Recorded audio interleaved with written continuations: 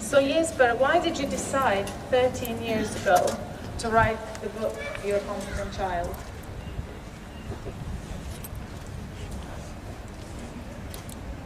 I decided to write it because my experience as a family therapist with children and parents were in almost any aspect different or contrary to what I learned as a professional and as a father. So I wanted simply to summarize 20 years of experience and see if anybody else would find it valuable. And how did you grow up, and how do you think the children grow up today? I'm still not sure I am grown up, but no, I grew up in a very different time, in a relatively poor family in a community and a society where everybody knew what was right and wrong, and everybody agreed on what was right and wrong. So I think emotionally for my parents it was as difficult as for parents today. But in terms of reflecting, thinking about what they were doing, it was very simple. I had a very interesting experience. I turned 60 last month, and I did a few big interviews with Scandinavian newspapers, and my mother was reading one of them, and she was in shock. I think for a week she was sure that she was going to die, and then she slowly recovered. And I was not criticizing her or her husband. I was simply talking about how it was to be a child.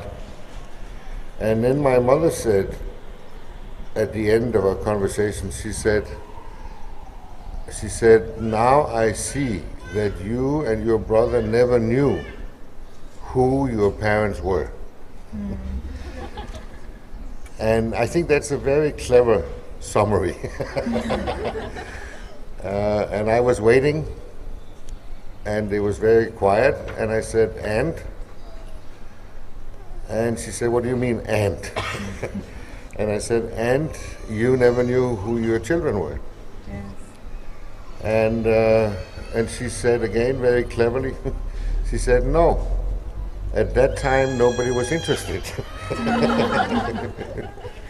So you wanted to say something about children today and our ways of modern raising?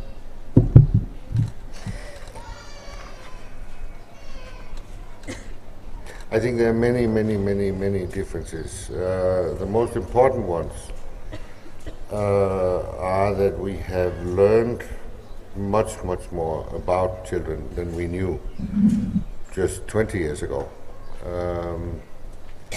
The other thing is that all the common values, the consensus in society is gone. So there's no support from the outside. So parents have to go inside and find their inner mother or father or grandfather or grandmother. And for the children, very generally speaking, it has become a lot better in some of the aspects that were terrible before. In other aspects, it's a very confusing world because they live with parents who are changing values more often than they're washing their hands.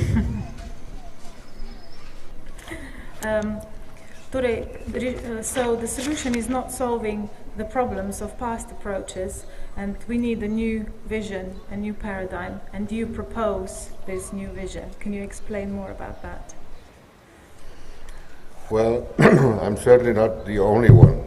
There are lots of scientists now The most dominating ones are the neuroscientists, who are confirming what other scientists have discovered and what we learned as clinicians through experience.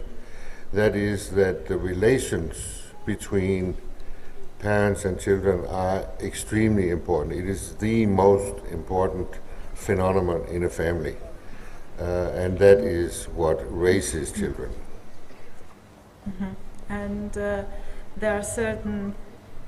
So your approach is based on the fact that we worked on the relations between parents and children, that we respect our children, that we treat them as equals. Well, not as equals, but we have discovered that children are exactly like real people. So they are competent.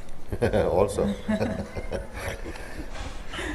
and therefore I think it is fair to take them serious. We are trying to offer that to children because they cannot ask for it. But it is very interesting that there is a very similar development now with children that took place 10 years earlier with women. When women said, now it's enough, now we want to be treated as real human beings. And as you know, that rocked the world. Yes. Especially the world of men.